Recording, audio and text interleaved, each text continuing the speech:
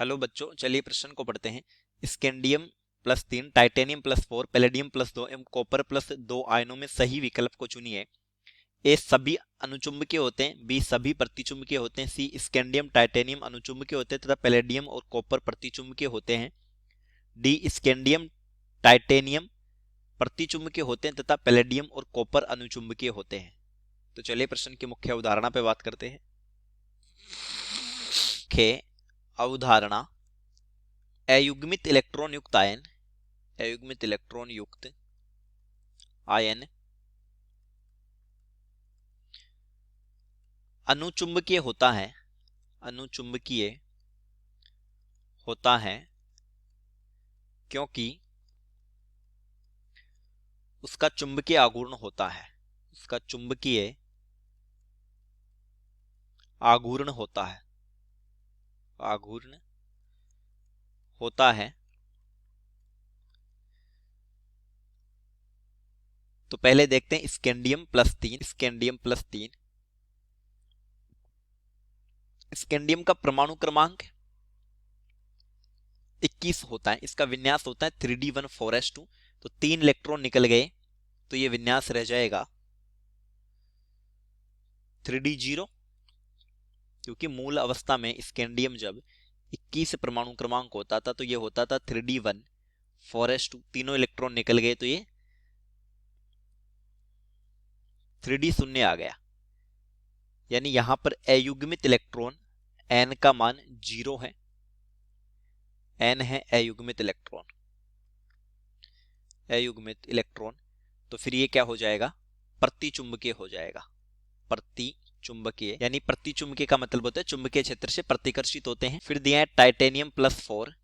तो देखिए टाइटेनियम का परमाणु क्रमांक होता है 22, 4 इलेक्ट्रॉन निकल जाएंगे यानी 18। तो फिर ये ऑर्गन के बराबर ही रह गया, यानी वही स्कैंडियम +3 वाला विन्यास 3d0। तो यहां पर भी n का मान 0, अयुग्मित इलेक्ट्रॉन नहीं होंगे, तो फिर प्रतिचुंबकीय, प्रतिचुंबकीय।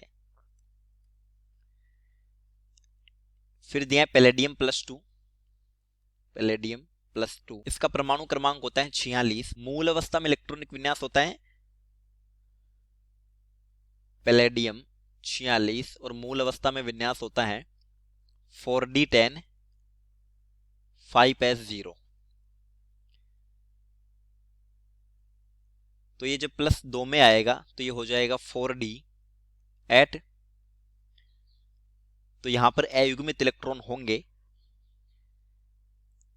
क्योंकि डी उपकोष में होते हैं 5d कक्षक, 1 2 3 4 और 5। पहले अयुग्मित इलेक्ट्रॉन भरे जाते हैं 3 4 5, फिर पेयरिंग होती है 6 7 और 8।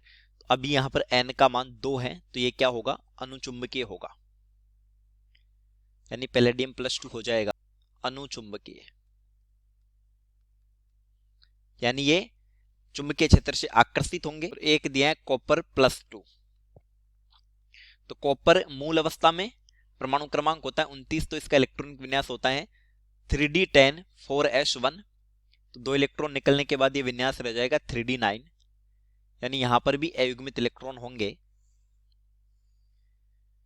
1 2 3 4 5 डी कक्षक हो गए, 1 2 3 4 5, फिर पेयरिंग हो जाएगी 6 7 8 9। तो एक अयुग्मित इलेक्ट्रॉन रह गया, यानी ये भी क्या होगा, अनुचुंबकीय होगा, अनुचुंबकीय। तो देखिए सभी अनुचुंबकीय, ये कथन गलत हो जाता है। सिर्फ कॉपर +2 और पैलेडियम +2 यहां पर अनुचुंबकीय, सभी प्रतिचुंबकीय, ये भी गलत हो जाता है। स्कैंडियम और टाइटेनियम को इसने अनुचुंबकीय बोला है तो ये गलत हो गया, ये प्रतिचुंबकीय। स्कैंडियम और टाइटेनियम प्रतिचुंबकीय होते हैं और पैलेडियम और कॉपर अनुचुंबकीय होते हैं। तो डी हमारा सही उत्तर हो जाता है, उत्तर डी। चलिए उम्मीद करता हूं प्रश्न समझ आया होगा। धन्यवाद।